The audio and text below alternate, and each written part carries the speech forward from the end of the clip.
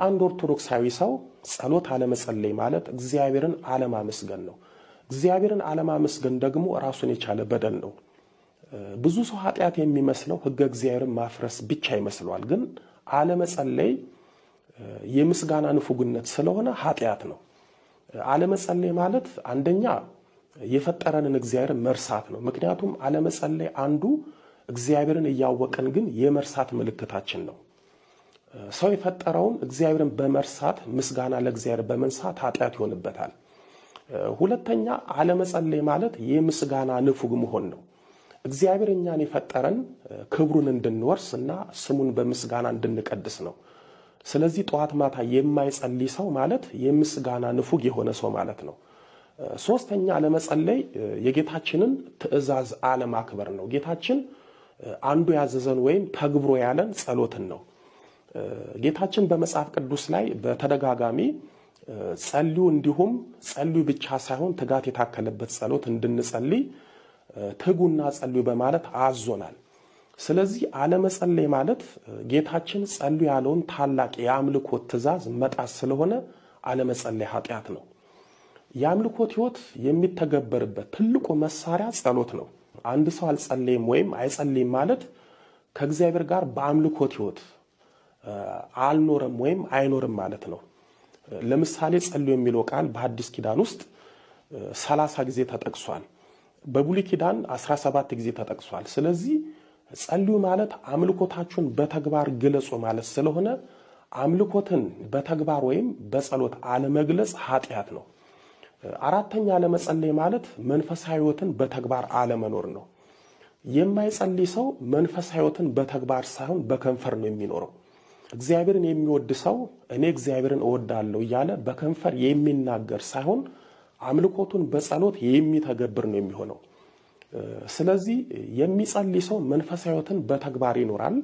የማይጸልይ ሰው ደግሞ መንፈሳዊ ሕይወትን በተግባር ሳይሆን በከንፈር በመናገር ይኖራል። የብዙ ኦርቶዶክሳውያን ችግር የመንፈሳዊ ሕይወት ዕውቀት ማነስ ሳይሆን የተግባራዊ የክርስትና ሕይወት ችግር ወይም የአምልኮት ሕይወት ችግር ነው። ክርስትና ሕይወትን በተግባር ወይም በአምልኮት ሕይወት የማትኖሩ ከሆነ አንዱ መገለጫችሁ የዕለት ተዕለት ጸሎት አለመኖር ነው። ባጭሩ ዕለት ዕለት ወይም ጠዋት ማታ የማትጸልዩ ከሆነ ወይም ለእግዚአብሔር የአምልኮት ሰዓትና ጊዜ ከሌላችሁ መንፈሳዊ ሕይወታችሁ የተግባር ሳይሆን የከንፈር ነው። መንፈሳዊ ሕይወታችሁ የሚተገበር ሳይሆን የሚነገር ነው። መንፈሳዊ ሕይወትን በተግባር አትኖሩም፣ ግን መንፈሳዊ ሕይወትን ስትናገሩ ስታወሩ ትኖራላችሁ። በእንደዚህ አይነት ወይም ጸሎት አልባ በሆነ መንፈሳዊነት መኖር እግዚአብሔርን አውቀን ግን ሳናመልከው መኖር ነው። ስለዚህ መንፈሳዊ ሕይወትን በተግባር አለመኖር ኃጢአት ነው። አምስተኛ አለመጸለይ ፈተናን ራስ ላይ ማምጣት ነው። ብዙ ሰው ፈተና የሚበዛበት መከራ የሚጸናበት ስለማይጸልይ ነው። ብዙ ሰው ብዙ ችግር ውስጥ የሚገባው ገብቶ መውጣት የማይችለው ስለማይጸልይ ነው። አለመጸለይ ራስ ላይ ፈተና ማምጣትና ወደ ፈተና ውስጥ መግባት እንደሆነ ጌታችን በማቴዎስ ወንጌል በምዕራፍ 26 ቁጥር 41 ላይ ወደ ፈተና እንዳትገቡ ትጉና ጸልዩ ብሎናል። ስለዚህ አለመጸለይ ራስን በገዛ ፍቃድ ፈተና ውስጥ መክተት ነው። መጸለይ ደግሞ ራስን ከፈተና ከመከራ መጠበቅ ማራቅና ማላቀቅ ነው። እየጸለይን ምንም እንኳን ፈተናና መከራ ቢመጣብንም ጸሎት ከፈተናና ከመከራ መውጫ መንገድ ነው። ስለዚህ አንድ ሰው የሚጸልይ ከሆነ ራሱን ከፈተናና ከመከራ ይጠብቃል፣ ከመከራና ከፈተና ውስጥ ይወጣል። ስድስተኛ አለመጸለይ ከእግዚአብሔር ምሕረት ስሬትና ይቅርታን ማጣት ነው። አንድ ሰው በተለያየ ምክንያት ሰውንም እግዚአብሔርንም ሊበድል ይችላል። ሰውንም እግዚአብሔርንም የሚያስቀይምና የሚያሳዝን ሰው ከንስሐ በተጨማሪ ከእግዚአብሔር ዘንድ ምሕረትና ስሬትና ይቅርታን የሚያገኘው በዕለት ተዕለት ጸሎት ነው። ጠዋት ማታ እግዚአብሔር ፊት ለጸሎት የሚቆም ሰው ወይም የሚጸልይ ሰው እግዚአብሔር የሚሰጠው አንዱ ምሕረት ስሬትና ይቅርታ ነው። የሚጸልይ ሰው እግዚአብሔር ፊቱን አያዞርበትም። የሚጸልይ ሰው እግዚአብሔር ይቅርታን አይነፍገውም። የሚጸልይ ሰው ሁል ጊዜ በእግዚአብሔር ምሕረት ስሬትና ይቅርታ ውስጥ ነው የሚኖረው። ሰዎች እግዚአብሔርን በድለው ምሕረት ስሬትና ይቅርታን የሚያገኙት በዕለት ተዕለት ጸሎት ነው። የሚጸልይ ሰው አንዱ እግዚአብሔርን ከሚለምነው ነገር ውስጥ አቤቱ ይቅር በለኝ ማለት ነው።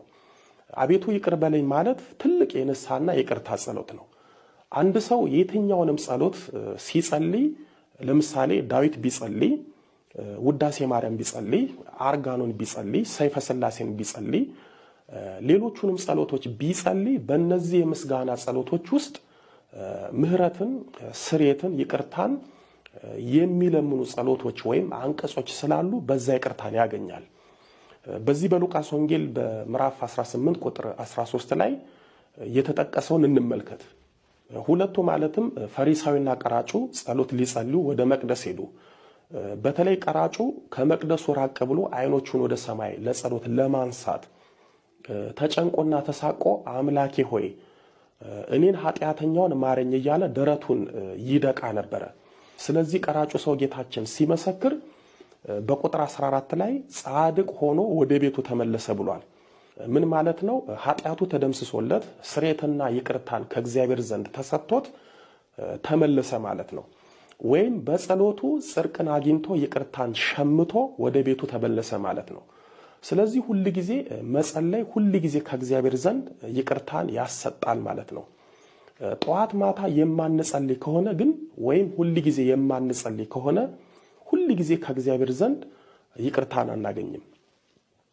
ሰባተኛው አለመጸለይ አርያ ክርስቶስን አለመከተል ነው። ጌታችን ሐዋርያው ቅዱስ ፊልጶስን በዮሐንስ ወንጌል በምዕራፍ 1 ቁጥር 44 ላይ ተከተለኝ ብሎታል። ሌሎቹንም እንደዚሁ ጌታችንን የተከተሉት ሁሉ እሱ ያዘዛቸውን አድርገዋል፣ በሱ መንገድ ሄደዋል፣ እንደ ጌታችን ጸልየዋል። ራሱ ጌታችን በማቴዎስ ወንጌል በምዕራፍ 16 ቁጥር 24 ላይ እኔን መከተል የሚወድ ቢኖር ራሱን ይካድ መስቀሉንም ተሸክሞ ይከተለኝ ብሏል። ስለዚህ ጌታችንን የሚወድ ሰው ጌታችንን የሚከተል ሰው በመንፈሳዊ ሕይወቱ ጸሎትን እንደ መስቀል ተሸክሞ ይከተለዋል። ጌታችን በመስቀል መከራ እንደተቀበለ ሁሉ እኛም ጸሎትን እንደ መስቀል ተሸክመን በጸሎታችን የሚመጣውን ጸጋ በረከት እና በጸሎታችን የሚመጣውን እንደ መስቀል የሆነውን ፈተናችንን መከራችንን ተሸክመን ጌታችንን መከተል አለብን። በመግቢያው አካባቢ እንደነገርኳችሁ ጌታችን ዝም ብሎ ጸልዩ አላለንም። ራሱ ጸልዮ ነው ጸልዩ ያለን። ቅድም እንዳነሳ ነው ጌታችን በገዳመ ቆሮንጦስ 40 መዓልትና 40 ሌሊት ጸሎት ሳያቋርጥ ለስጋዊ ድካም እጅ ሳይሰጥ ጸልዩዋል። በጌቴሰማኒም ተንበርክኮ ጸልዩዋል። ስለዚህ አንድ ሰው ጸሎት አልጸለይም ወይም ጸሎት አይጸልይም ማለት ጌታችንን አይከተልም ማለት ነው። ጸሎትን እንደ መስቀል አልተሸከመም ማለት ነው። ይህ ደግሞ ኃጢአት ነው። ምክንያቱም ጌታችንን የሚከተል ሰው ይጸልያልና። በነገራችን ላይ ጌታችንን የሚከተል ሰው የሚከተለው ነገር አለ። ለምሳሌ ጌታችን በማርቆስ ወንጌል በምዕራፍ 16 ቁጥር 17 ላይ ያመኑትም እነዚህ ምልክቶች ይከተሏቸዋል በማለት በስሙ አጋንንትን እንደሚያወጡ እባቡን እንደሚረግጡ ተናግሯል። ይህ እውነተኛ የተስፋ ቃል ለቅዱሳን ሐዋርያትና ለአባቶቻችን ተፈጽሞላቸዋል። ይሄ ታምራት እነሱን ተከትሏቸዋል። ለኛ ግን ጌታችንን አምነን በአምልኮት ሕይወት ጸንተን በጸሎት በርትተን ለምንኖርና ለምንከተለው ደግሞ ምሕረቱ፣ ቸርነቱ፣ ረድኤቱና ይቅርታው ይከተለናል። ስለዚህ ጌታችንን ስትከተሉ መከተል ብቻ ሳይሆን የሚከተላችሁም አለ። የወለላይቱ እመቤት ልጆች በእነዚህና በሌሎቹም ምክንያቶች ጸሎት አለመጸለይ ትልቅ ኃጢአት ነው። ራሳችሁን ከኃጢአት አርቃችሁ ራሳችሁን ደግሞ ከጸሎት ካራቃችሁ ወይም ራሳችሁ ከጸሎት ከራቃችሁ ኃጢአት ነው። ዘወረደ ማለት የአምላክ ከሰማይ ሰማያት መውረድን የሚናገር ወይም ደግሞ የሚያስታውስ ከሆነ ሳይወርድ ያደነን አይቻለውም ነበር ወይ? እግዚአብሔር ይሄ ባይሆን ኖሮ ይህን ማድረግ አይችልም ነበር ወይ ማለት አንችልም። ምክንያቱም እግዚአብሔር ምድርን አሁን ባለችበት ሰማይን ደግሞ አሁን ባለበት ቦታ ባያደርገው ኖሮ ሰማይን ምድር ምድርን ደግሞ ሰማይ ቢያደርግ ኑሮ አይቻለውም ነበር ማለት አንችልም። ለምድር ብርሃናትን ከሰማይ ታገኝ ዘንድ ብርሃንን ከሰማይ ታገኝ ዘንድ ብርሃናትን ሁሉ በሰማይ ያደረጋቸው በምድር ላይስ እንዲኖሩ ማድረግ አይችልም ነበር ወይ? ጽጌያትን በሰማይ ከዋክብትን በምድርስ ማድረግ አይችልም ነበር ወይ ብንል አያደርግም እንዴት እንላለን? ያደርጋል በሚገባ።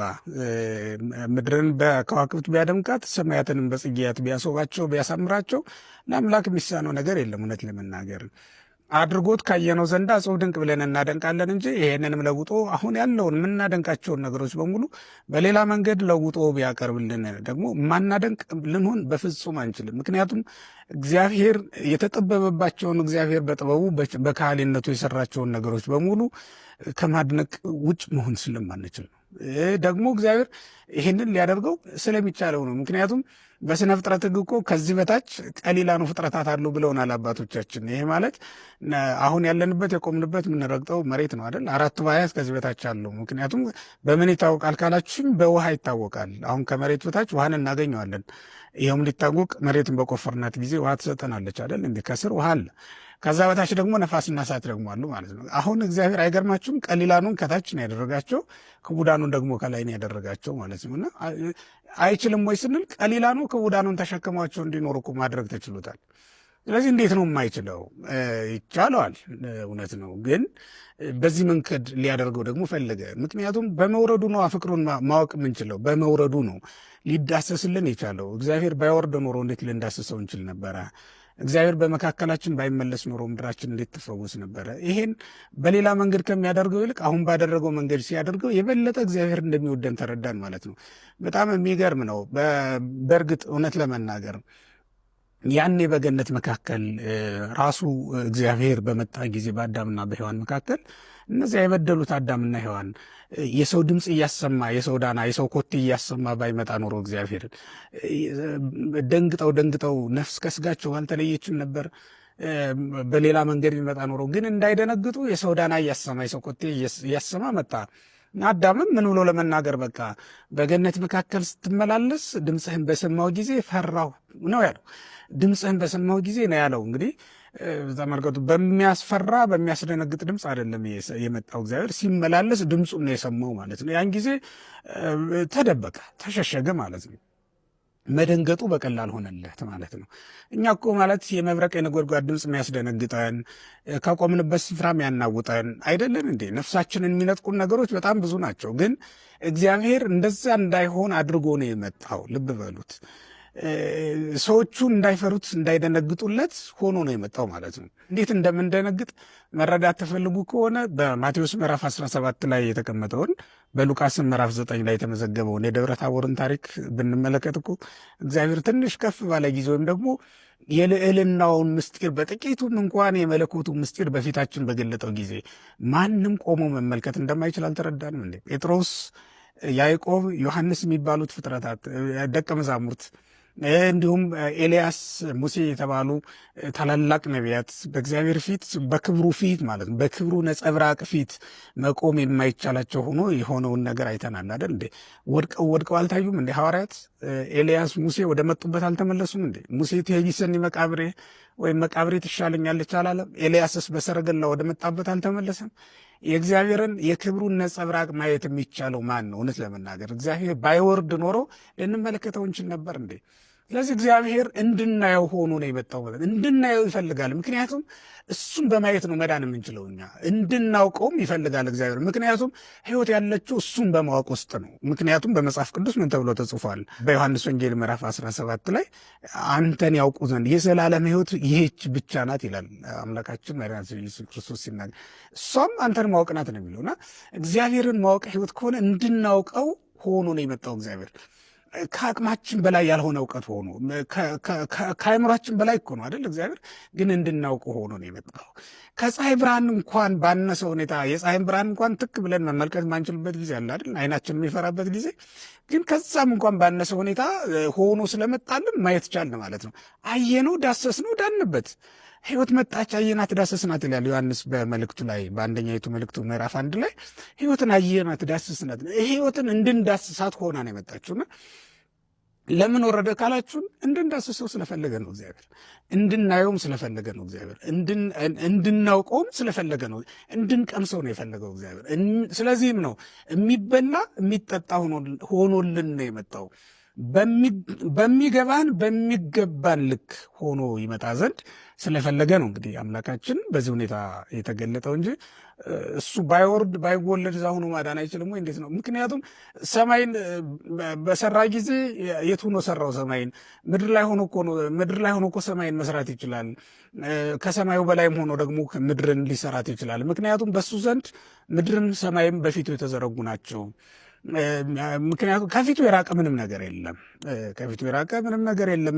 ሮብና አርብ ጾም አሁን ብዙ ሰው ብጠይቀው አሁን እዚህ ውስጥ ያሉ ድንገት የሚያውቁ ስለ ሮብና አርብ ጾም የምንድን ነው ብንል ሮብ ጌታን ለመያዝ የተማከሩበት፣ አርብ የሰቀሉበት ሊሉ ይችላሉ። ተጨማሪ ምንድን ነው ስትል ግን ሮብ እና አርብ ጾመ አስቴርና ጾመ ዮዲት ይባላል። ሴቶች ናቸው ሁለቱ። አንዳንድ ሰዎች ለምንድን ነው የሚያነሱት? ዋልልኝ ያነሳኸውን ሃይማኖቶች ይጨቁናሉ የሚል አስተሳሰብ ይኖራል። እያንዳንዱ ሃይማኖት የራሱ መመሪያ ይኖረዋል። ግን ያን አይነት አስተሳሰብ ሲመጣ ሰዎችን ወደማይሆን አቅጣጫ ሊወስዳቸው ይችላል። ለምሳሌ ሁለት አይነት ምንድነው? አንዱ ቢብሊካል ክሪቲሲዝም የሚባል በትምህርት ዓለም ያለ አስተሳሰብ አለ። ቢብሊካል ክሪቲሲዝም መጽሐፍ ቅዱስን ሂስቶሪካል ሃየር እና ሎወር ክሪቲሲዝም ተብሎ ታሪካዊ ነገሩን የተጻፈበትን ዘመን የተለያዩ ነገሮችን የሚያዋሉ። አሁን ከዛ ውስጥ አንዱ ክሪቲሲዝም ፌሚኒስት ክሪቲሲዝም ወይም ውማኒስት ቴዎሎጂ ይባላል። የፌሚኒስት ቴዎሎጂን ሴት ነጮች ናቸው የሚያራምዱት። የውማኒስት ቴዎሎጂ ወይም ውማኒስት ኢንተርፕሪቴሽኑን የሚያመጡት ደግሞ የጥቁር ሴቶች የአፍሪካን አሜሪካን ሴቶች ናቸው። ራሱ ስታየው ሴቶቹ ለብቻ፣ ወንዶቹ ለብቻ፣ ጥቁሮቹ ለብቻ፣ ነጮቹ ለብቻ ሆነዋል። እንደገና ደግሞ ምንድነው አስተሳሰባቸው ስንል ዋይ ጋድ ሂ ለምንድነው እግዚአብሔር አንተ የምንለው? እንደውም አንድ ትዝ ይለኛል ትምህርት ቤት ውስጥ እያለን አንድ ሴት ምን አለች? አባቷ አቢዩዚቭ ነው፣ ይበድላል፣ እናቷን ይበድላል፣ እሷን ይበድላል፣ ይሰክራል፣ ምን ይላል እና እኔ በዚህ አይነት አባቴ እግዚአብሔርን አባቴ ብዬ አልጠራም የሚል አስተሳሰብ ካለብን ጊዜያዊ ነገሮች ላይ ነው ሰዎች ተነስተው የሚሄዱት። እና አሁን በውማኒስት ቴዎሎጂ እና በፌሚኒስት ቴዎሎጂ አስተሳሰባቸው ምንድነው? በቃ ሁሉን ነገር እንቀይረው። ለምሳሌ በቅርብ ሰምታችሁ ከሆነ የሳውዘርን ባፕቲስት ቸርች ትልቁ አሜሪካ ውስጥ በጣም በርካታ ሚሊዮን ተከታዮች ያሉት መጽሐፍ ቅዱስ ውስጥ ጀንደርን አጠፋ፣ ሴት ወንድ የሚለውን ነገር ቀየሩት። ወዴት ግን እየሄደ ነው የሚለውንም ማጥናት ያስፈልጋል። ለምሳሌ አሜሪካን ሀገር እስከተወሰነ ደረጃ ሰው ወንዱ ይምረጥ ወይም ሴቷ ትምረጥ እንጂ ወንድ ነኝ ሴት ነኝ እንዳይባል ሊመጣ ነው። እኛ በኢትዮጵያም የምንኖር ሴቶችም ወንዶችም በአጠቃላይ አስተሳሰባችንን በትክክለኛው ወንዶች ሳይጨቁኑ ሴቶችም ሳይጨቁኑ አሉ እኮ አንዳንድ ሴቶችም እኮ አሉ አይለኛ እንደ ወንድ እኮ አይደል ይሰራል እንደው ገና ጠብ ሲል አልስገባዋለሁ ያስባለችው እና ዝናብ ዘንቦ ወንዱና ሁለት ጓደኛሞች ይዝናናሉ እና አጋጣሚ እንትን አለ ዝናብ ነገር መጣ። ወይኔ ጉዴ አለ። ምን ነው አለ? ልብስ አጥባ አስጥታ አስገባ ብላይ ነበራል። ከዛ በኋላ በልቶሎ እንዲዳሉና እየወጡ ሲሄዱ አንተ ምንድነው ወንድ አሰዳቢ እንዴት ነው እንዲህ የምትለው ለሴት እያለ ሲል ለካሷ እንደውም ዘግይቷል ብላ ዘነዘና ይዛ ከኋላ ትመጣለች እና ወይኔ እኔ በሆንኩ ይላል። አንተ ብትሆን እያለው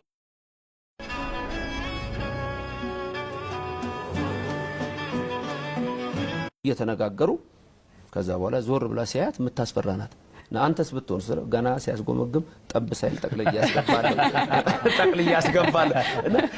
ሴቶችም አሉ የሚጨቁኑ እኮ ወንዶችም አሉ የሚጨቁኑ። በአብዛኛው ግን የተለመደው ምንድነው የወንዶቹ ስለሚወጣ ውጪ ስለሚሆኑ የእናቶች ነገር በውስጥ ስላለ ነውና በእኛ ሀገር ግን ስናየው ተከባብረው ተዋደው የሚኖሩ ናቸው። ሃይማኖትም የሚነግረን ይሄንን ነው። በእኛ ቤተክርስቲያን የሚገርማችሁ ስልጣነ ክህነት አለ። ሶስት አይነት ነው ስልጣነ ክህነት፣ ዲያቆን፣ ቄስ፣ ጳጳስ የሚል በኦርቶዶክስ ቤተክርስቲያን ስናይ ሴቶች ዲያቆናዊት ይባላሉ። ዲያቆናዊት የሚባል ሹመት አለ። አሁን ይሄን አንዳንድ ሰው ዛሬ ሊሆን ይችላል የሚሰማውና ዲያቆናዊት ስጋው ደሙ ሲዘጋጅ ስጋው ደሙ ሲዘጋጅ መጀመሪያ የምታዘጋጀው ሴት ናት። ሲጀምር ገና መጀመሪያ አቃቢት የሚባል ድንገት ሰምታችሁ ታውቃላችሁ? አቃቢት የሚባል ሲጀምር ገና ያንን ስጋው ደሙ የምታዘጋጀው ሴት ነች። መነኮሳት አሉ፣ የወንዶች ገዳም አለ፣ የሴቶች ገዳም አለ። የወንዶች ገዳም ነው ሴቶች አይገቡም እዚህ ይባላል። የሴቶች ገዳምም ወንድ መግባት አይችልም። በኦርቶዶክስ ውስጥ መቅደስ ውስጥ ለምሳሌ ወንዶች ናቸው የሚቀድሱት አይደል? መቅደሷ ሴት ነች። ሙሽራው ክርስቶስ ነው። ቤተክርስቲያን ሙሽሪት ናት። ስለዚህ ወንዶቹ ክርስቶስን መስለው የሚገቡት ሙሽሪቱ ጋር ነው። ይሄ ጥልቅ ዲፕ የሆነ ሃይማኖታዊ ምስጢር አለው። ወደ ውስጥ ስንገባ ይሄን ግን ብዙ ነገር ስለማይታወቅ ይሄ ማርች 8 ሲመጣ እንደው በዛው እያነሳችሁ እየተነሳ የሴቶች መብት ስንል እዚህ እንደው በዚህ አጋጣሚ ይሄንንም እንድንነጋገር ስለፈቀደ ነውና ኦርቶዶክስ ማለት ምን ማለት ነው? ተዋህዶስ ማለት የኛ ቤተክርስቲያናችን ኦርቶዶክስ ተዋህዶ በሚል ስያሜ ነው የምትታወቀው። የኢትዮጵያ ኦርቶዶክስ ተዋህዶ ቤተክርስቲያን ተብላ ነው በሙሉ ስያሜ የምትጠራው ማለት ነው። ኦርቶዶክስ ተዋህዶ ማለት ምን ማለት ነው የሚለው ብቻውን ሳይሆን መቼስ ነው በዚህ ስም መጠራት የጀመረችው ቤተክርስቲያኒቱ የሚለውንም አብረን እንመልሳለን ማለት ነው። ኦርቶዶክስ ማለት ብፁዕ አቡነ ጎርጎርዮስ የቤተክርስቲያን ታሪክ በሚለው መጽሐፋቸው ላይ ትርጓሜ ሰጥተውበታል። ሌሎችም ሊቃውንት ተርጉመውታል። የቤተክርስቲያን ታሪክ የሚጽፉ ሰዎች በተለይ በእኛ ቤተክርስቲያን የፕሮፌሰርነት ማዕረግ ያገኙት ሉሌ መላኩ የሚባሉም አንድ የቴዎሎጂ ሊቅ እሳቸውም እንደዚሁ የኢትዮጵያ ኦርቶዶክስ ተዋህዶ ቤተክርስቲያን ታሪክ በሚል መጽሐፋቸው ላይ ትንታኔ ሰጥተውበት ታገኙታላችሁ። እዚያም ላይ እንደ አድራሻውን ለመጠቆም ያክል ነው እና ኦርቶዶክስ ማለት ቃሉ የግሪክ ነው። ኦርቶ ማለት ሁለት ቃል ነው። ኦርቶ እና ዶክስ በሚል ይከፈላል። ኦርቶ ማለት ቀጥተኛ የሆነ ማለት ነው። ዶክስ ማለት ሐሳብ፣ ነገር፣ እምነት የሚል ይሆናል። በጠቅላላው ስንተረጉመው አንድ አድርገን ቀጥ ያለ ሐሳብ፣ የተስተካከለ እምነት የሚል ትርጉም ይሰጠናል ማለት ነው እና በእኛ ሀገር ቋንቋ ወይም ደግሞ በግዕዝ ቋንቋ ርትዕት ሃይማኖት የሚል አቻ ትርጉም ይኖረዋል ማለት ነው። ስለዚህ ኦርቶዶክስ የሚለውን በእኛ ሀገር ቋንቋ ተርጉሞ ብንል ርትዕት ሃይማኖት የሚል ነው የሚሆነው። ኦርቶዶክስ ተዋህዶ የሚለው ስያሜ መቼ ተሰጠ ለቤተ ክርስቲያናችን የሚለውን እናያለን። ኦርቶዶክስ የሚለው በ325 ዓመተ ምህረት ኒቅያ በተሰኘው ታላቁ ጉባኤ፣ ይሄ ጉባኤ እንደሚታወቀው ዓለም አቀፍ የመጀመሪያው ዓለም አቀፍ 3 ዓለም አቀፍ ጉባኤያት ነው የምንቀበለው የኛ ቤተክርስቲያን የምትቀበለው። ሁሉም አብያተ ክርስቲያናት የተስማሙበትና ብዙ ቀኖናዎችም የጸደቁበት ምናልባትም ከሐዋርያት በኋላ በተነሱ ሊቃውንት የመጀመሪያው ትልቅ የሚባልና ብዙ ቀኖናዎች የተሰሩበት ጉባኤ ቢኖር ይሄ ጉባኤ ነው። ኒቅያ ላይ ነው የተደረገው ግሪክ ውስጥ በምትገኝ ከተማ። እዚያ ቦታ ላይ 325 ሊቃውንት ወይም ኤጲስቆጶሳት ማለት ነው ተሰብስበው ነበረ። አራቱም መናብርት፣ ይሄ ማለት በዓለም ላይ 4 መናብርት ነው ያሉት፣ 4 ሊቃነ ጳጳሳት ማለት ነው። እነሱም እስክንድሪያ፣ ሮሚያና አንጾኪያ ወይም ደግሞ ከዚያ ቁስጥንጥንያ የሚባሉት አራቱ። የቁስጥንጥንያው በኋላ ወደ ኤፌሶን፣ የኤፌሶኑ ወደ ቁስጥንጥንያ ተዛውሯል። ሁለቱ የመዛወር እንትን ነበራቸው፣ ታሪክ ነበራቸው። ከዚያ ውጭ ግን እነዚህ አራቱ ሁሉ የተገኙበት ጉባኤ ነው ያ ጉባኤ። ለዚህም ነው ዓለም አቀፍ ጉባኤም የተሰኘው። ለዚህ ነው ሶስቱም ዓለም አቀፍ ጉባኤያት አራቱም ሊቃነ ጳጳሳት ወይም አራቱም መናብርት በዓለም ያሉት ማለት ነው። ሌሎቹ በእነዚህ ስር ነው የሚጠቃለሉት። መፍትሐ ነገሥትም ላይ ተጽፎ እንደምናነበው እነሱ ተስማምተውበት ባጸደቁት በዚያ ጉባኤ ላይ ኦርቶዶክስ የሚለው ስያሜ ወጥቷል። ይሄ ስያሜ የተሰጠበት ምክንያት ምንድን ነው? በወቅቱ አሪዮስ ብዙ ሰዎችን ያስካደበትና ያሳተበት ዘመን ነበር። የአሪዮስ ትምህርት ቤተክርስቲያንን ክፉኛ አውኳት ነበር። በተለይ የእስክንድሪያን ቤተክርስቲያን በጣም እስከ መሰረቷ ድረስ ለማናወጥ ብዙ ጥረት አድርጓል። በኋላም ተወግዞ እንኳን ከተለየ በኋላ ተረፈ አሪዮሳውያን የሚባሉት ብዙ ሊቃውንትን ብዙ ጳጳሳትን ያሳድዱና ያስገድሉ የነበሩበት ዘመን ነው ያ ዘመን። አትናቴዎስ የተሾመው አሪዮስ ተወግዞ ከተለየ በኋላ ወይም ከኒቅያ ጉባኤ በኋላ ነው። በኒቅያ ጉባኤ እሱ ሊቀ ዲያቆን ሆኖ ነው የተገኘው እንጂ ኤጲስቆጶስ አልነበረም። አብሮ ከፓትርያርኩ ከእስክንድርያው ፓትርያርክ ለእስክንድሮስ ጋር ነው እዛ ቦታ ላይ ተገኝቶ የነበረው አሪዮስ ማነው ቅዱስ አትናቴዎስ ማለት። በኋላ ግን እሱም እንኳን አድጎ ለእስክንድሮስ አልፎ ፓትርያርክ ከሆነ በኋላ ብዙ ጊዜ ከመንበሩ ያሳድዱት ነበር አሪዮሳውያን። ይኸውም በታሪክ እንደምንረዳው ከ5 ጊዜ ያላነሰ ከመንበሩ ተሳዶ ወደ ሌላ ቦታ ሄዱ። ብዙ ዓመታትን በስደት ያሳለፈው አትናቴዎስ ከ20 ዓመት በላይ ወደ 27 የሚጠጉ ዓመታት በስደት ያሳለፋቸው ዓመታት ነበሩና አሪዮሳውያን ቀላል የማይባል ንቅናቄ ፈጥረው ነበረ በወቅቱ ማለት ነው። እሱም ካለፈ በኋላ አሪዮስ ራሱ በመቅሰፍት ከሞተም እንኳን በኋላ ተከታዮቹ ቤተክርስቲያንን ክፉኛ ያውቋት የነበረበት ዘመን ስለነበረ ከዚያ ለመለየት ነው ኦርቶዶክስ የሚለው ስያሜ የተሰጠ። ይሄ ማለት ቀጥ ያለች የተስተካከለችና እንከን የሌለባት አስተምህሮ ያላት ወይም ሐዋርያት ክርስቶስ የመሰረታት ሐዋርያት የሰበኳት እና ሰማዕታትም እስካሁን ድረስ ሲጋደሉላት የኖረችው ቀጥተኛው ሃይማኖት ይህች ናት ለማለት ነው ይሄ ስም የተሰጠው። 7 ጊዜ ጸልዩ አሉን። ምን ጸልዩ አሉን? አቡነ ዘበሰማያት በሉ አሉን። ራሱ ኢየሱስ ክርስቶስ እኮ ነው አቡነ ዘበሰማያት ብላችሁ ጸልዩ ብሎ ያስተማረን። አባቶቻችንም ይሄን አጸደቁልን። በፍትሐ ነገሥት አንቀጽ 24 ላይ አንቀጽ 14 ላይ እንደምናነበው በሰባቱም ጊዜያት አቡነ ዘበሰማያት ብለን እንድንጸልይ ነገሩን። ጸሎቱም ተነገረን፣ የምንጸልይበት ሰዓትም ተነገረን። ግን እኛ የለንም። በዛ በተለካው ልክ እየኖረ ያለ ማን ነው ወገኖቼ? ልኩ በሆነ አኗኗር እየኖረ ያለ ማለት ማን ነው? አንዳንድ ጊዜ እናልፍና የመነኩሴ ኑሮ መኖር እንጀምራለን። አንዳንድ ጊዜ ደግሞ እንወርድና የአሕዛብ ኑሮ መኖር እንጀምራለን። መቼ ነው በልክ የምንኖረው ወገኖቼ? መቼ ነው በልክ የምንኖረው? በተለካልን በተሰፈረልን መሰረት የምንኖረው መቼ ነው? እኛ እኮ ለምእመናን የተለካ ልክ አለ፣ የተቀመጠ ልኬት አለ። ያንን ነው እንድንኖር የተፈቀደው። ለምእመናን የተለካው አስራት በኩራት እናወጣለን፣ በሚገባ ንስሐ እንገባለን። ብንበድል ንስሐ ገብተን ደግሞ ስጋውን ደሙን እንቀበላለን። ማግባት ቢያስፈልገን በስጋውና በደሙ እንድናገባ ታዘዘናል። ልጅ እንወልዳለን፣ ልጆች ወልደን ደግሞ በስርዓት እናሳድጋለን። እሱ ነው የታዘዘልን ለኛ። ግን እኛ ከዚህ አልፈን አሕዛብ እንደሚኖሩት መኖር እንፈልጋለን። የልጆቻችንን ቁጥር እንወስናለን። ያለ ልክ የስጋችንን ፈቃድ በላያችን ላይ እናሰለጥናለን። ያለ ልክ እንበላለን፣ እንጠጣለን። ያለ ልክ ከመብላታችን ከመጠጣታችን የተነሳ ድሆች እየተቸገሩ የምንሰጣቸው ነገር እንቸገራለን። ምክንያቱም ለራሳችን ሁሉን ነገር ስለምንሰጠው ለድሆች የምናተርፈው ነገር እናጣለን። አያችሁ ወገኖቼ፣ ለእግዚአብሔር የምናስተርፈው ነገር ሲያሳጣን ስጋችን ሰፋና ሐሳቡ ለእግዚአብሔር የሚተርፈን ነገር አጣን ማለት ነው። ለአስራት ለበኩራት የሚሆን ነገር አልተርፋልን ማለት ነው።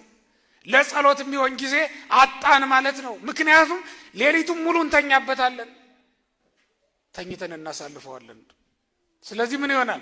ለእግዚአብሔር የሚሆን እግዚአብሔርን በአምልኮ የምናገለግልበት በቤታችን ውስጥ እግዚአብሔርን የምናስታውስበት ጊዜ እናጣለን ማለት ነው። ጊዜ ያጣኩ በጣም ስንቱ ነው ወገኖቼ? ለአምልኮ እግዚአብሔርን ለማመስገን ፈጣሪውን ስሙን ለመጥራት ጊዜ ያጣው ሰው ብዙ ነው። እውነት ለመናገር በልክ ቢኖር ኖሮ ማንኛውም ሰው እግዚአብሔርን ለማገልገል የሚሆን ጊዜ ባላጣም ነበር። ለጸሎት የምትሆን አቡነ ዘበሰማያት ስንት ደቂቃ ልትፈጅ ትችላለች? እስኪ ንገሩኝ። በእናንተ አደጋገም ስንት ትፈጃለች? ስንት ደቂቃ? አንድ አቡነ ዘበሰማያት ስንት ደቂቃ ይፈጅባቸዋል? 3 5 1 ቢበዛ ከ1 እስከ 2 ነው። 12 አቡነ ዘበሰማያት ብንደግም ከ12 እስከ 15 ደቂቃ ቢፈጅ ነው። 15 ደቂቃ ስልክ አታወሩ? 15 ደቂቃ ስልክ ታወራላችሁ። በተለይ እግራችሁን ሶፋ ላይ ከሰቀላችሁማ እንደውም ሳታስቡት 35 ደቂቃ ይሆናል። በተለይ ደግሞ ከዚያች መከረኛ ልጅ ጋራ ከሆነ አለቀ አይደል? ወይ ደግሞ ከዚያ ሰውዬ ጋር ከሆነ አለቀ። ነግቶ ይመሻል፣ መሽቶ ይነጋል አይደለ? እንቅልፍ ለምን የሚባሉ የወሬ ጊዜያት አሉ። እዛ ሰዓት ላይማ ከሆነ እንደውም በቃ አንቺ ልጅ ጆሮሽን አያምሽም እስኪሉ ድረስ ማማ የሚያወሩ ሰዎች አሉ። እግዚአብሔርን ለማመስገን ግን ጊዜ የሚያንሳቸው ማለት ነው። በዚህ ዘመን ሩጫ ነው መች ሆነና ነው ይላሉ። እንደው ትጸልያለህ እንዴት ነው ብለን ስንጠይቃቸው ምን የሩጫ ዘመን ሆነልን ብላችሁ ነው ባካችሁ ጸልዩልን የሚሉ ሰዎች አሉ።